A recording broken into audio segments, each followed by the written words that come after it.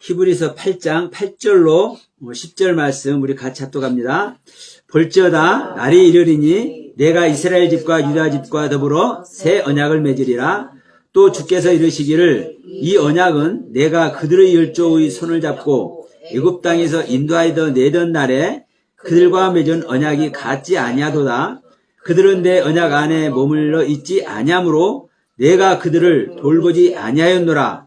또 주께서 이르시되 그날 후에 내가 이스라엘 집과 맺은 이 언약은 이것이니 내 법을 그들의 생각에 두고 그들의 마음에 이것을 기록하리라. 나는 그들에게 하나님이 되고 그들은 내 백성이 되리라. 아멘. 자, 지난 시간에 이렇게 말씀드렸습니다. 새 언약과 첫 언약은 다르다. 그런데 왜 다른지 이유에 대해서 말씀을 드렸습니다. 그런데 다르다고 성경은 기록하고 있지만 실제로는 다른 거다, 다르지 않은 거다. 예, 새 언약과 옛 언약은, 첫 언약은 실제로는 다른 것이 아니다. 첫 계명과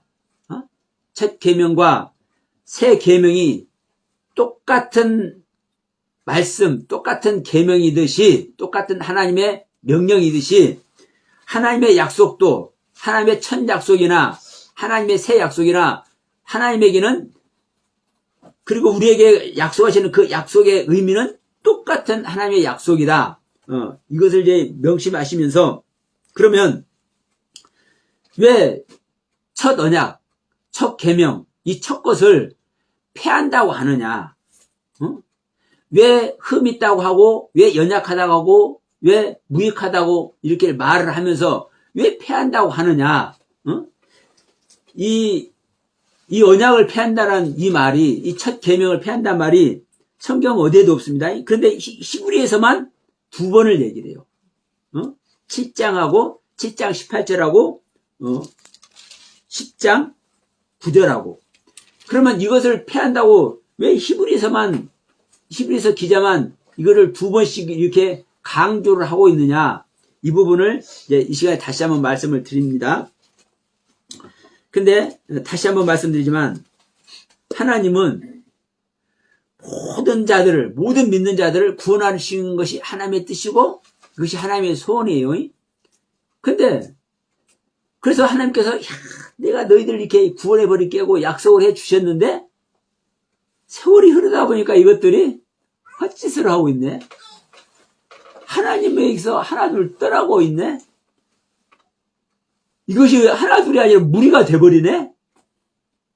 이게 인간들의 모습이 돼버리네. 이제 여기서 뭐라고 하는 거요? 여기에 있는 자들 내가 돌보지 않는다고 했잖아요. 돌보지 않기 때문에 바벨론에 전부 다 포로로 주어버렸어요. 하나님이.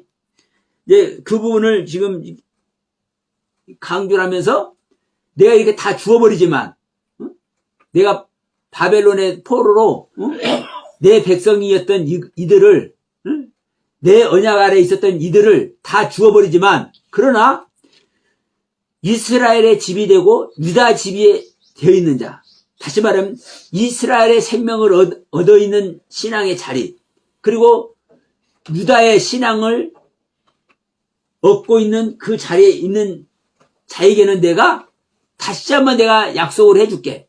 이렇게 하는 겁니다. 이렇게 하는 거요. 그런데 자, 제가 전 시간에 이 이스라엘 집과 유다 집을 얘기하면서 야곱 집과 이스라엘 집을 제가 언급을 했었죠. 제가 깜빡 생각을 하게 하셨는데 어느 구절인지 제가 알지는 못했어. 자, 예레미야서입니다. 예레미야 2장 4절입니다. 하나님의 약속은요, 불변이에요, 불변. 그리고 그 하나님의 약속이 첫 약속이 됐든 새 약속이 됐든 흠이 있다고 생각하는 자체가 이게 우스운 거예요. 그런데 왜 그렇게 전하는지 모르겠어. 좀 의문을 가져봐야 될 거 아니요? 성경에, 우리 한글 성경에, 첫 약속이, 이게 이 첫 약속이 이게 흠이 있어. 그리고 이제 무익해, 연약해. 그래서 이거 폐해야 된다고 기록이 되어 있다 할지라도 좀 의심해 봐야 되는 거 아니냐, 이 말이요. 아니, 어떻게 하나님의 약속이, 흠이 있을 수가 있고, 무익하다고 말을 할 수가 있고, 연약하다고 표현할 수가 있고, 이 하나님의 약속을 폐한다고 말을 할 수가 있느냐. 그러면 하나님의 약속이, 하나님의 말이, 어느 정도 흘러가다 보면 그게 온전하지 못한 말이 돼버리느냐. 이거 좀 의문을 가져봐야 되잖아요. 근데 의문도 안 가져봐. 성경이 있으니까 이것이 하나님의 말씀이다 하고 목에다 힘을 주면서 얘기를 해. 자, 예레미야 2장 4절 보면 이렇게 말씀하고죠. 야곱의 집과 이스라엘의 집 모든 족속들아 여호와의 말씀을 들을지어다 하면서, 자, 7절 봅시다. 내가 너희를 기름진 땅에 인도하여 그것의 열매와 그것의 아름다운 것들을 먹게 하였는데 너희가 이리 와서는, 어디로 와서는? 아름다운 땅, 여호와 하나님께서 준 아름다운 땅, 그래서 그 열매와 아름다운 것들을 먹게 한 그 땅, 거기에 들어와서는 내 땅을 더럽히고 내 기업을 역겨운 것으로 만들었다라고 얘기를 해요. 그러면 보세요. 이스라엘은 똑같은 이스라엘이죠. 근데 야곱과 유다만 다를 뿐이에요. 내가 새로운 주님의 가르침 아래서 내가 이스라엘이 됐어도 여전히 내가 야곱인 자는, 여전히 내가 야곱인 자는 뭐를 해요? 예, 하나님의 땅을, 약속의 땅을, 새로운 땅을, 영광의 땅을 더럽혀. 어떤 생명이 있기 때문에? 야곱의 생명이 있기 때문에.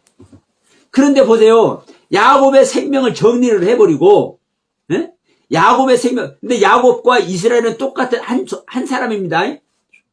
야곱이 새롭게 각성해서 새로운 신앙으로 자기 안에 새로운 신앙을 소유하고 있으면 이게 이스라엘이 된 거예요. 그런데 이 옛생명 야곱과 새생명 이스라엘을 동시에 소유하고 있는 사람은 무엇이 남아있어요? 네, 옛생명인 야곱이 남아있잖아요. 그러니까 그 옛생명 야곱은요, 가다 보면 뭘 해버려? 옛생명이 돼버려. 그 옛생명이 자기 본질의 생명이기 때문에 그렇습니다. 그런데 자, 생각해 보세요. 그 애굽 땅에 가서 그 애굽 땅의 총리까지 하면서 지낸 사람들이 누구예요? 야곱과 이스라엘의 족속이에요. 야곱과 이스라엘 족속. 그런데 그들이 지금 여기서는 이제, 자, 유다가 야곱의 넷째 아들이죠. 그러면 그 애굽 땅에 있었던 자들이 유다도 있었어 이렇게 말할 수 있지만 그렇게 말을 하지 마세요. 성경에서 말씀하는 의도가 무엇인지를 우리는 항상 알아야 된다고 내가 말씀하죠. 그러면 굳이 여기서는요, 이 야곱에게 이 유다라는 아들이 있지만 유다를 말 안 하고 이 예레미야에게 이스라엘을 심판하는 이야기를 하면서 야곱 집과 이스라엘 집이라고 언급한 이유가 뭐냐면, 한 존재 안에서 옛생명과 새생명을 같이 갖고 있으면, 그리고 그 존재가 가다 보면은 여전히 자기 생명 아래 있어. 자기 생명이 어떤 생명이야? 옛생명.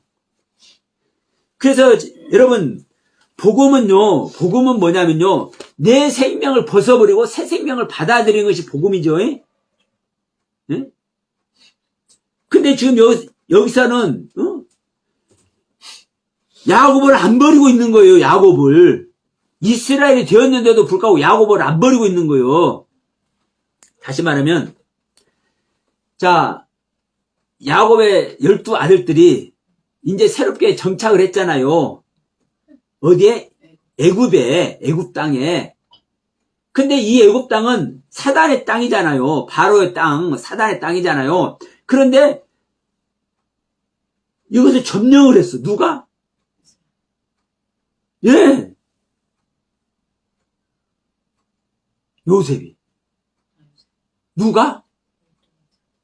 야곱의 아들이. 그러면 이 야곱의 생명을 버려버리면, 야곱도 죽었잖아요. 그러면 야곱의 생명을 버려버렸으면 이 야곱의 12아들이 야곱의 옛생명을 버렸으면 이게 뭐가 되는 겁니까? 이제 요셉이 이스라엘 딸의 총리가 되었지만 그 장자는 누구예요? 예, 유다잖아요. 유다가 야곱의 뒤를 이어요. 그래서 넷째 아들인데도 불구하고, 유다가 넷째 아들인데도 불구하고 야곱의 장자가 되는 거예요. 유다가. 그러면 야곱의 옛생명을 버려버렸으면 그 애굽 땅에서 뭐가 되는 겁니까? 이스라엘 집과 유다 집이 되는 거예요. 여기에 있었으면 하나님의 은혜 안에 들어갔었을 겁니다.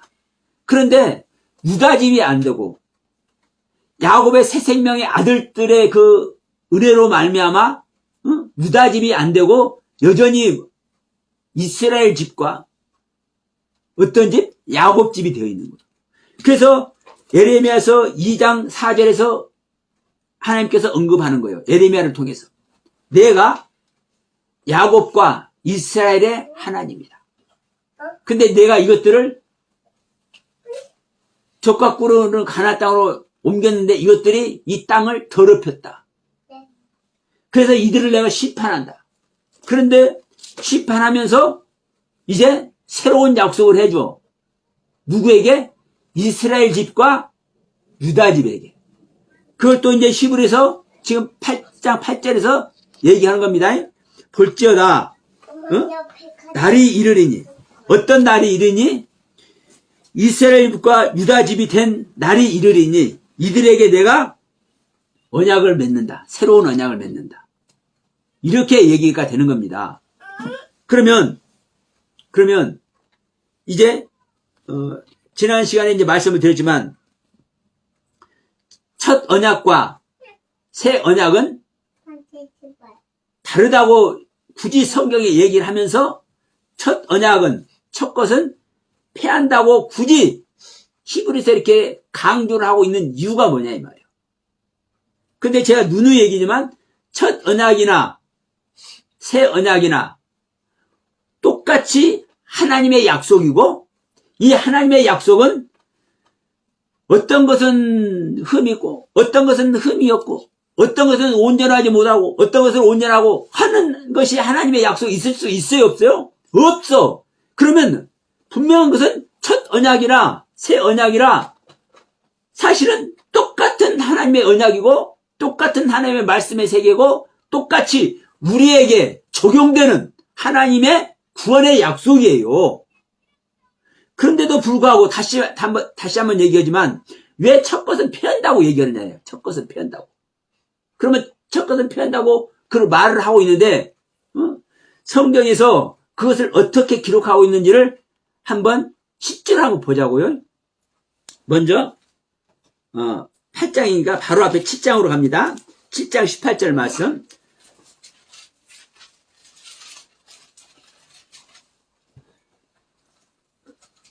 자, 여기서 뭐라고 얘기합니까? 히브리서 7장 18절에서 전에 있던 계명은 연약하고 무익함으로 패하고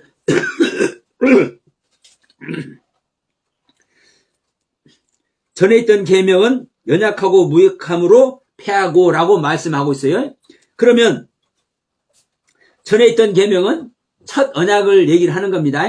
첫 계명을 얘기를 하는 겁니다. 그러면 무엇인데 도대체 패하냐? 분명히 패한다고 얘기했잖아요.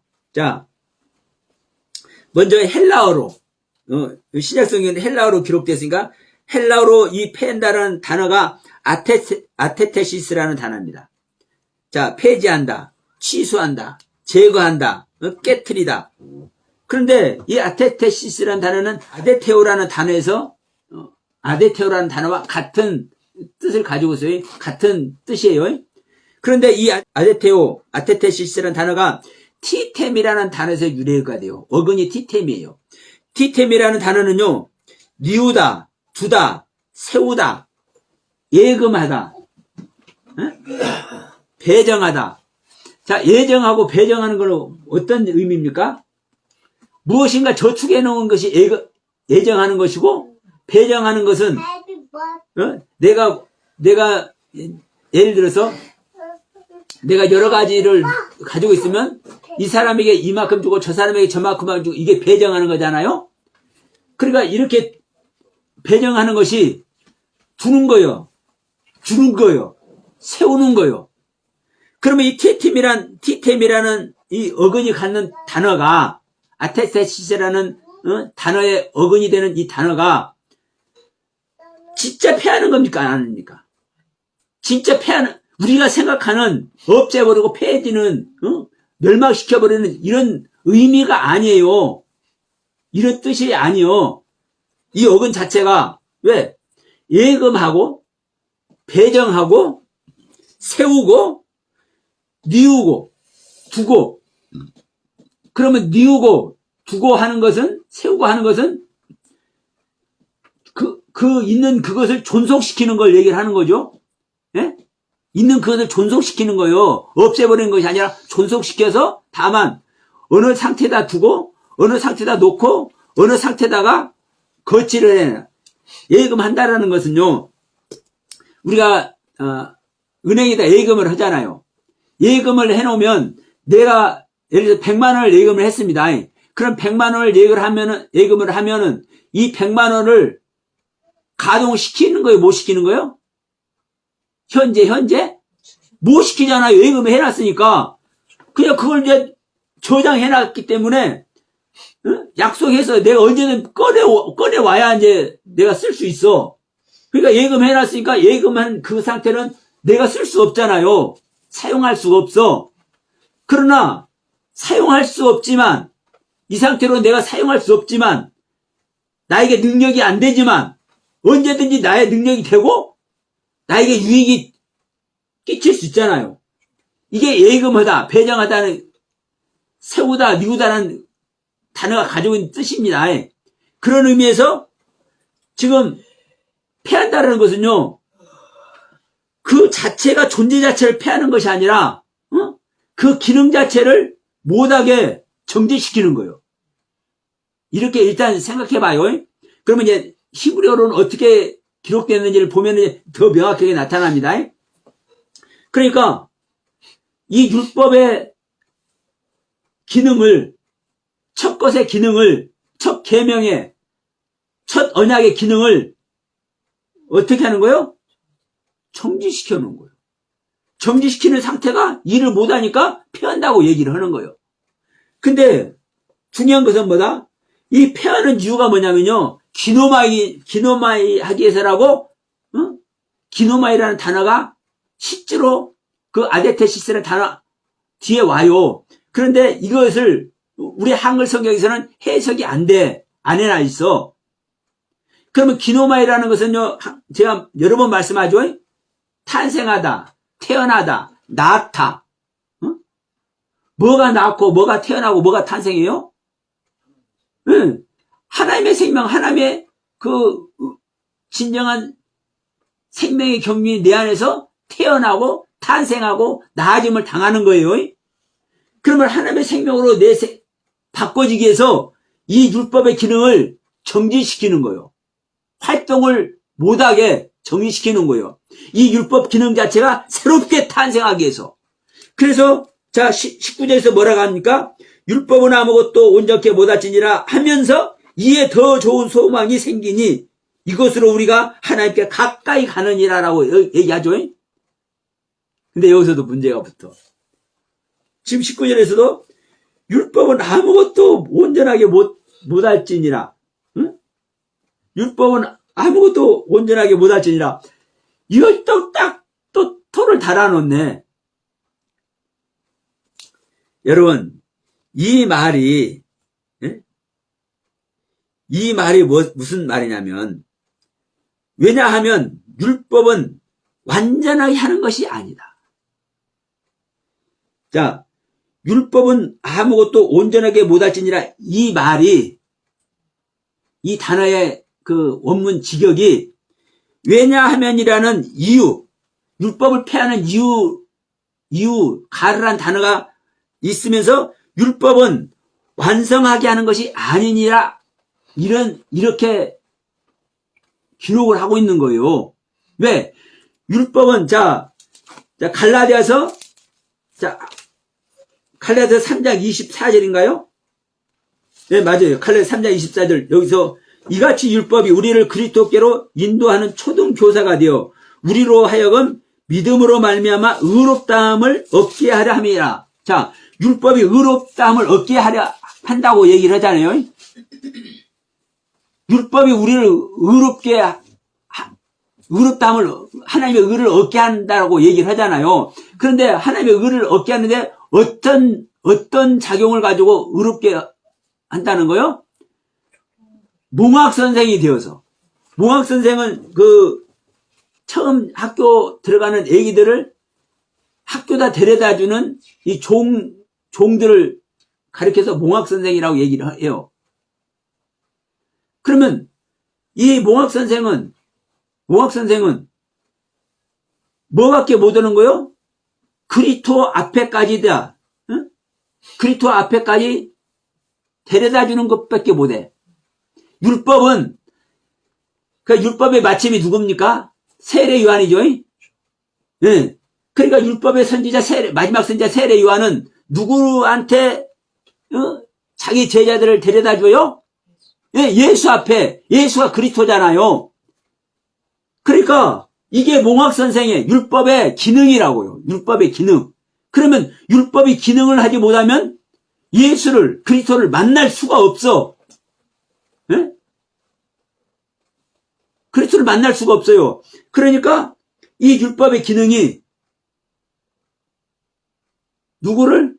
율법을 가르침 받아서 율법의 은혜 속에 자기 자신을 드리고 있는 이 자들을 그리스도 앞에 인도하는 거예요. 그리스도 앞에까지 데려다 주는 거예요. 그래서 그리스도 앞에 데려다 주면 이제 그리스도를 만나잖아요. 그러니까 이 그리스도를 만나니까 뭐라고 하는 거예요? 3장 24절에서 믿음으로 말미암아 의롭다함을 얻게 하는 거예요. 하나님의 의를 얻게 한다는 거예요. 그러면 이 율법 자체가 의를 주는 것이 아니라, 이 율법 자체가 우리 믿는 자들에게 의를 주는 것이 아니라 의를 얻을 수 있도록 의로움 앞에, 의가 되시는 그리스도 앞에 데려다 주기 때문에 의를 얻게 한다고 기록을 하고 있는 거예요. 그러면 지금 말했죠. 우리 한글로 히브리서 7장 19절에서 율법은 아무것도 온전하게 못할지니라 이렇게 한글로는 기록하고 있지만 이 원문을 직역하면은 왜냐하면은 무슨 말 다음에 왜냐하면 패한다 했잖아요. 전액 계명을 패한다고 그랬잖아요. 패하는 이유는 율법은 완성해야 하는 것이 아니기 때문에. 율법이 하나님의 의 자체를 얻게 해서 완성시키는 게 아니에요. 그리스도 앞에 데려다 주는 것만 하는 것이지. 그러니까 율법이 그리스도 앞에, 하나님의 의 앞에 믿는 자를 데려다 주기 때문에 이게 데려다 준 상태에서는 이제 어떤 상태가 되는 거예요? 이 율법의 기능이 정지하는 거예요. 이 자체가 잘못되어서 없애버리고 온전치 않아서 없애버린 것이 아니라 이것을 완성하는 것은 아니기 때문에 완성하는 기능인 그리스도가 이제 바톤 터치를 했잖아요. 인수인계를 했잖아요. 그러니까 이제 그리스도가 완성할 수 있도록 이 율법은 뭐 하는 거예요? 정지되는 거예요. 예금이 되는 거예요. 이제 이유가 되겠죠. 그래서 니우다, 눕게 하다, 세우다. 지금 그리스도 앞에 세워놓고 있잖아요. 그러니까 아까 티템이라는 단어 니우다, 놓다, 세우다라는 뜻이라고. 그런데 이 니우다, 놓다, 세우다라는 의미가 어떤 의미라고요? 예금하다, 배정하다. 그러니까 그 존재 자체를 잘못돼서 없애버린 것이 아니라 정지하는 거라고, 정지. 예금해 놓는 거라고요. 언제든지 그 기능을 할 수 있는 존재예요. 율법은. 그러면 예를 들어서 그리스도 앞에 갔는데, 우리 믿는 자가 그리스도 앞에 갔는데 그리스도 앞에서 그리스도를 만나지 못하고, 만났어도 또 여전히 자기 애생명 갖고 있잖아요. 거기서 또 실족을 하면 이 율법이 다시 기능합니까? 안 합니까? 다시 기능을 해서 다시 데려다 줘야 되잖아요. 그러니까 이 율법 자체가 없어지는 것이 아니라 이 율법 자체가 예금해 놓은 거예요. 예금. 기능이 정지돼서 예금해 되어 있는 거예요. 다시 뒷걸음질 치면, 다시 후퇴하면, 다시 신앙이, 믿음이 옛날로 돌아가 버리면 다시 이 못 가도록 율법이 또 기능을 해야 되니까, 그래서 주님이 잘 하시는 이 티템이라는 단어를 딱 적용을 해가지고 예금하다, 배정하다, 니우다, 놓다, 세우다라는 이런 단어의 뜻을 딱 주어놨잖아요. 이건 제 얘기가 아니라 하나님께서 택하셔서 주신 헬라어, 히브리어를 그대로예요. 그러면 자, 히브리서 7장 18절에서 연약하고 무익하고 패한다. 그 연약하고 무익한 것은 율법은 연약하고 무익하기 때문에 아무것도 못한다. 이 말이 무슨 의미인지 아시겠죠? 실질적으로 아무것도 할 수가 없고 아무것도 할 수 없다라는 것은요, 완성하는데 연약하고, 완성하는데 무익하고, 완성하는데 일을 못하는 것 뿐이지, 죄인된 자를 그리스도 앞에 가게 하는데 탁월한 능력이 있고 탁월한 힘이 있고, 이 율법만이 할 수 있는 일이고, 이 율법만이 누구를, 우리 믿는 자를 그리스도 앞에 데려다 줄 수 있는 거예요. 그러면 이 율법이 흠 있는 것입니까? 흠이 없는 것입니까? 무익한 겁니까? 무익하지 않은 것입니까? 그런데 이렇게 말씀하고 이렇게 가르침을 주고 있는 이 성경의 뜻도 모르고 무조건 이 율법은 폐하진다, 이렇게만 얘기를 하네. 그러니까 온 교회가 전부 다 어떻게 하고 있는 거예요? 자기가 알고 있는 말씀 속에서 멸망의 길을 가고 있는 거예요. 지난주에 처음 이 말씀 했잖아요. 내가 알고 있는 말씀 아래만 있으면 멸망의 길을 간다. 이게 현재 기독교의 실제 모습이란 말이에요. 자, 그러면 다시 한번 얘기합니다. 히브리서 7장 18절에서 율법, 전액 계명, 첫 언약은 연약하고 무익해서 패한다는 이 패함이 실질적인 패함이 아니라는 걸 여러분 제가 말씀을 드렸습니다. 그러면 10장 갑니다. 히브리서 10장 9절. 여기도 말씀하고 있죠. 자, 8절부터 읽어봐요. 8절부터. 위에 말씀하시기를 주께서는 제사와 예물과 번제와 속죄제는 원하지도 아니하고 기뻐하지도 아니하신다 하셨고, 이는 다 율법을 따라 드리는 것이라. 율법을 따라 드리는 것은 예물과 번제와 속죄제를 말하는 겁니다. 그러면서 그 후에 말씀하시기를 보시옵소서, 내가 하나님의 뜻을 행하러 왔나이다 하셨으니, 하나님의 뜻을 행하러 오신 분이 누굽니까? 예수님이죠. 그럼 예수님이 내가 하나님의 뜻을 행하려 왔나이다 하셨으니 그 첫째 것을 폐하시면 둘째 것을 세우려 하십니다. 그러면 첫째 것은 무엇이고 둘째 것은 무엇입니까?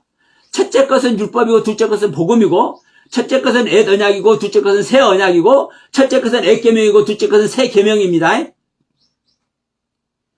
근데 제가 계속 새 계명이 됐든 새 언약이 됐든 옛 계명이 됐든 새 계명이 첫 언약이 됐든 똑같은 거라고 말씀을 드렸어요. 근데 분명한 것은 또 패한다고 얘기하죠. 그럼 여기서도 패한다고 말하는 이 패함이 어떤 패함인지를 자 보면은, 자 여기서는 히브리서 7장 18절에서 말씀하는 아테테시스라는 단어가 아니에요. 여기서 패한다는 단어는 아나이레오라는 단어인데, 패한다는 단어가, 예, 이 아나이레오라는 단어는 치워버리다, 없애버리다, 제거하다, 죽이다. 실질적으로 우리가 볼 때 패한다는 뜻이죠. 죽인다는 뜻까지 있잖아요.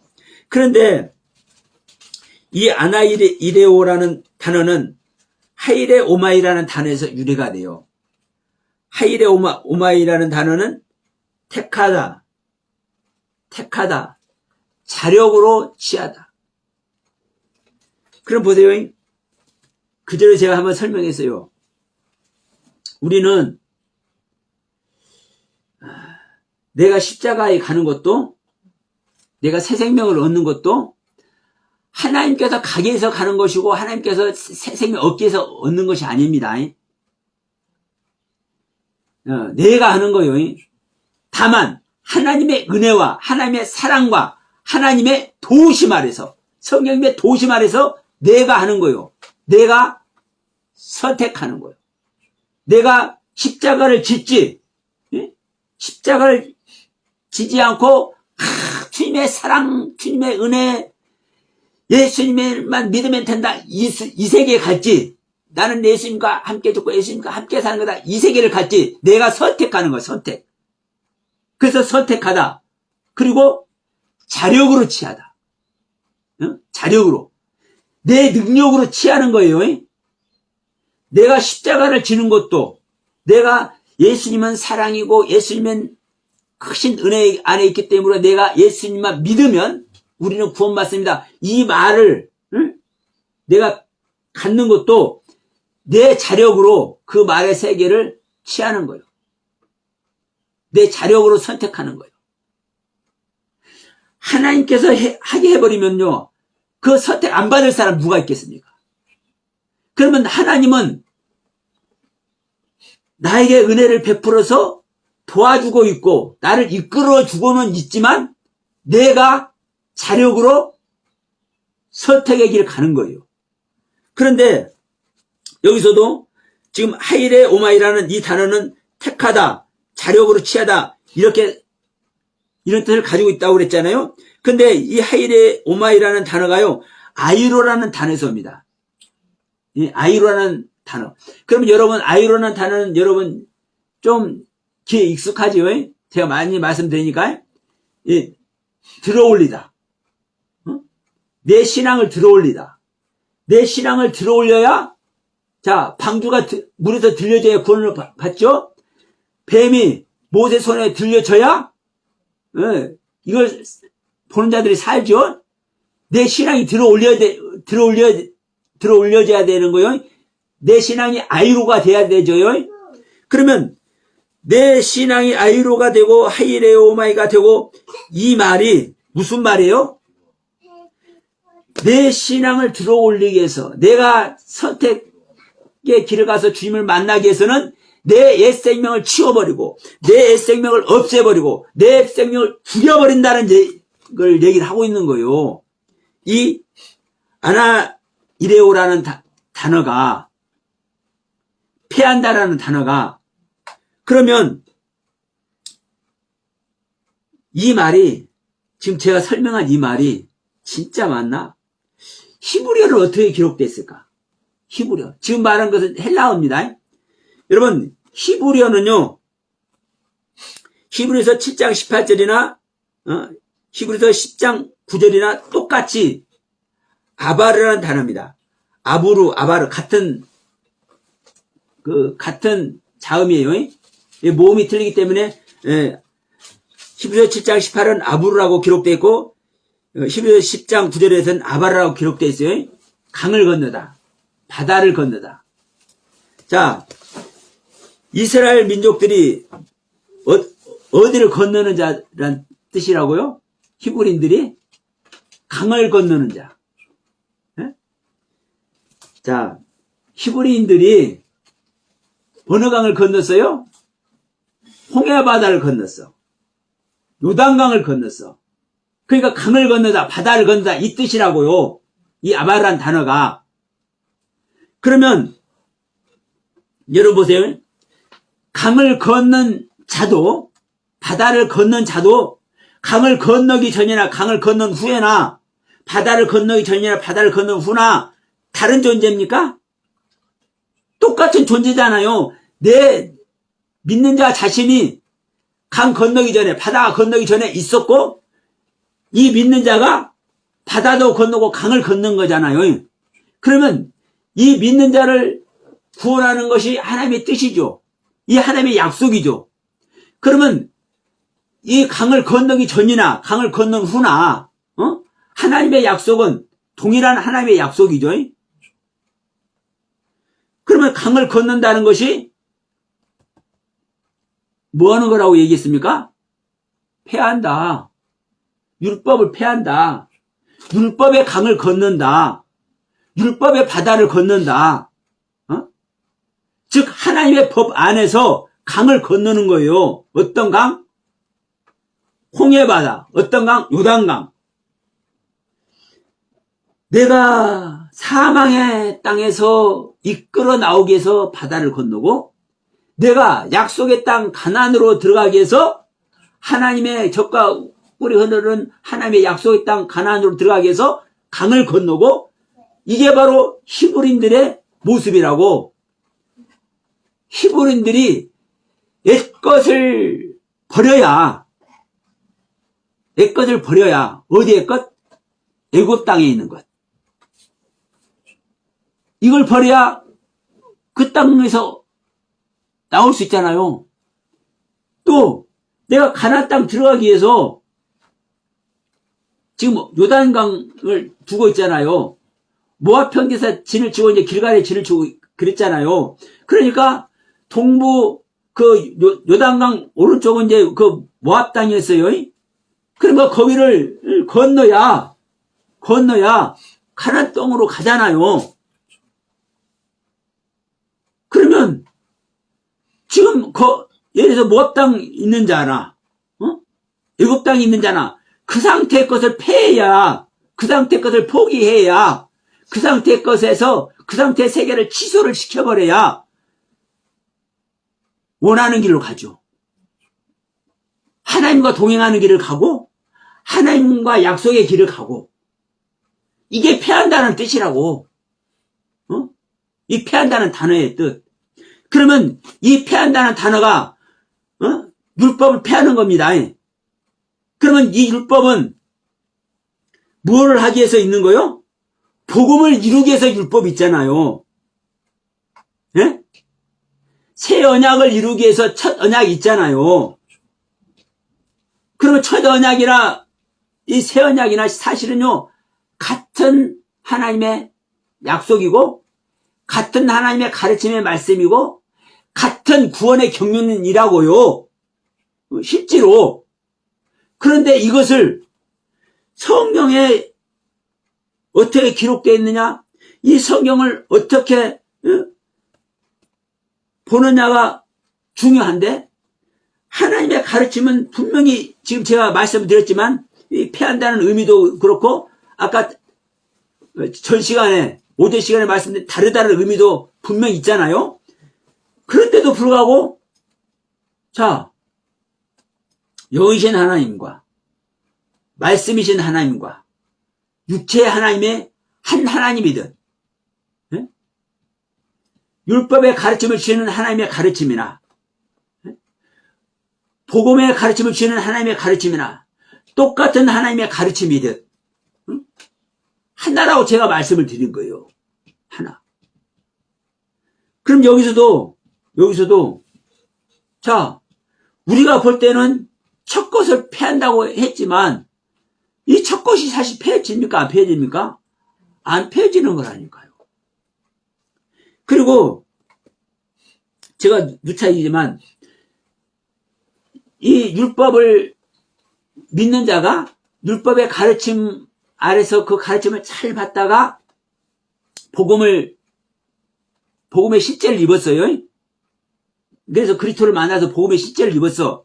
그러면 그리스도를 만나서 복음의 시제를 입었다고 모두가 완벽한 복음의 길을 갑니까? 안 갑니까? 안 가는 사람이 태반이에요. 그래서 성경의 대마 이야기를 제가 가끔 하잖아요. 사도 바울이 같은 동역자라고 소개한 대마를 어느 날 이 대마란 놈이 나를 버리고 가버렸단다. 데살로니가로 가버렸단다. 예, 이런 표현을 했다고 말씀을 드리잖아요. 그러면 대마는 바울 사도와 같이 복음을 전한 복음의 사람이었어요. 그리스도를 만난 사람이었어. 나의 가르침을 받고 있는 대마라고 사도 바울이 표현한 게 아니라 나와 동역자라고 표현하고 있단 말이에요. 동역자. 그러면 하나님의 생명 밖에 있는 사람을 동역자라고 표현합니까? 같은 그리스도의 경륜 안에 있기 때문에 동역자라고 표현한 거예요. 그런 대마가 어느 날 데살로니가로 가버렸어. 바울을 버리고. 바울을 버렸다는 것은 우리가 버렸다는 그 의미 그대로 이해하시면 되는 겁니다. 그러면 대마가 지금 그리스도의 경륜 아래 계속 있는 겁니까? 없는 겁니까? 없는 거잖아요. 그리스도의 경륜 아래 없기 때문에 바울을 버리고 데살로니가로 간 거라고요. 복음을 전하기 위해서 데살로니가로 간 게 아니라 자기를 사랑해서 바울을 버리고 복음을 전하는 자를 버리고 세상을 사랑해서 데살로니가로 간 거예요. 그러면 그리스도를 떠난 거라고요. 그러면 그리스도를 만났어도 그리스도 안에서 그리스도 만난 모든 사람이 100% 그리스도의 경륜의 길을 가는 것이 아니라 때로는 그리스도의 경륜을 벗어나서 신앙이 후퇴하는 사람들이 태반이야. 그러면 이런 사람들을 또 다시 율법이 구원해야 되겠습니까? 안 해야 되겠습니까? 다시 야 제발 그리스도 앞에 가라고 이렇게 채찍질을 해야 되겠습니까? 안 해야 되겠습니까? 해야죠. 그래서 율법은요 폐하고 우리가 생각하는 것이 없어지고 폐하는 것이 아니라고요. 정지하고 있는 거라고. 예금해 두고 있는 거라고. 배정에 딱 해서 두고 있는 거요. 너 뒤로 나오기만 해봐라. 내가 다시 율법이 돼갖고 해철이 드는 거야. 이렇게. 예? 예. 몽둥이 가지고 쇠몽둥이 가지고. 그러니까 자, 이 율법의 기능이 우리가 아는 것만큼 폐해지고 없어지고 이런 의미가 아니에요. 어떻게 하나님의 말씀이 폐해진다는 생각을 할 수가 있냐고. 이 율법의 약속도 구원의 약속이에요. 율법의 약속도. 모든 것이 하나님의 말씀이면 모든 것이 구원의 약속이에요. 그런데 성경이 이렇게 기록되어 있다 보니까 이런 부분들을 오해를 해가지고 이 기독교를 뭘 만들어버리는 거예요? 종교를 만들어버리고 기독교를 우상의 기독교로 만들어버리는 거예요. 그래서 제가 지난주부터 이 표현을 한 겁니다. 내가 아는 말씀 아래 있으면 내가 아는 말씀으로 말미암아 멸망의 길을 간다. 내가 아는 말씀이 하나님의 뜻 가르침과 정말 올바르게 가르침 받고 있는 가르침인지 내 안에 있는 하나님의 말씀의 세계가 하나님의 뜻과 다르지 않고 같은 말씀의 세계인지 점검해봐야 되잖아요. 근데 점검해 보려고 생각도 안 한다니까. 왜? 다 사탄 마귀한테 속아가지고. 여러분, 이 시간 잠시 제가 말씀드렸지만 정말 이게 심각한 얘기거든요. 기독교에. 그리고 기독교에만 심각한 것이 아니라 기독교라고 해버리면 또 안 돼. 내 자신에게 지금 하나님을 믿고자 하는 내 자신에게 심각한 얘기예요. 그런데 이런 것을 설명하는 데도 없고 가르쳐 주는 데도 없어.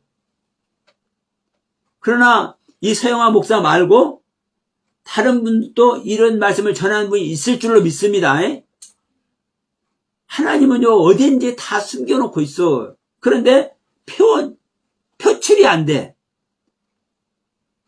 이 세상이 나타나서 수많은 사람들에게 교훈을 주는 말씀으로 표출이 안 돼. 그러니까 다 사장되고 있어. 그러니까 이 서영화 목사도 아무리 목이 아프게 떨어들어도 사장되고 있어. 그래서 가슴이 아파. 그래서 저녁에 누워있으면 눈물만 나와. 여러분, 이 하나님의 은혜가 얼마나 큰지 우리가 그 단어 하나만 보더라도요. 그러니까 저는 요즘에 제가 제 입장에서는 점검해 보는 거예요. 확인해 보는 거예요.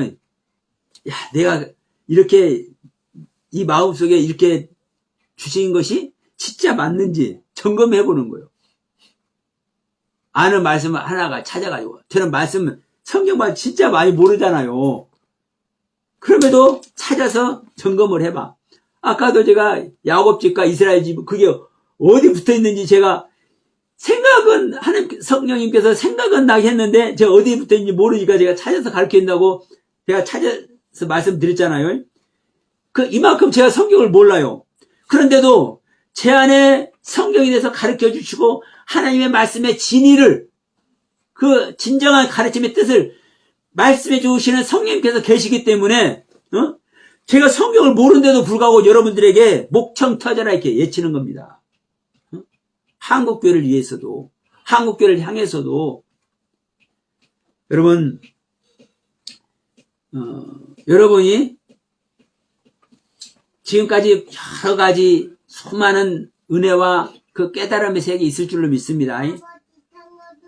하나님의 은혜 안에서 하나님을 믿고자 예수님이 나의 구원주시다라고 이렇게 고백하고 신앙생활 하는 사람들 중에 은혜 안 받고 깨달음 안 받은 사람 없잖아요. 응? 영적 체험 안 하는 사람 사실 거의 없어요. 응? 초신자 빼놓고는. 그러면 그런 은혜와 깨달음과 영적 체험이 있었다 할지라도 그것이 다가 아니라고요. 그래서 제가 욥 얘기를 그렇게 하는 겁니다. 욥은 하나님께 완벽하다, 온전하다, 악에서 떠났다라고 이렇게 인정을 받았지만 하나님의 뜻을 알아요, 몰라요? 성경의 뜻을 알아요, 몰라요? 몰라요. 그러니까 하나님은 불의하다고 자기는 의롭다고 하는 거예요. 하나님과 생명연합이 되기 전에는, 성령님과 생명연합이 되기 전에는요, 절대로 알지 못합니다. 근데 우리는 다 속아가지고 내가 성경 말씀 좀 깨달으면, 내가 새로운 말씀 좀 알아서 그 내 안에서 참 가슴이 풋풋하고 막 기쁨이 넘치고 그러면 내가 생명받은 것으로 착각을 해버려. 온 교회가 여기에 있습니다. 다 속고 있는 거예요. 다시 한번 내가 가진 은혜 세계가 진정 하나님의 가르침에 합당한지 다시 한번 새기고 거룩한 의문을 통해서 진정한 그리스도를 만나기를 간절히 소망하면서 오늘 말씀도 마치도록 하겠습니다.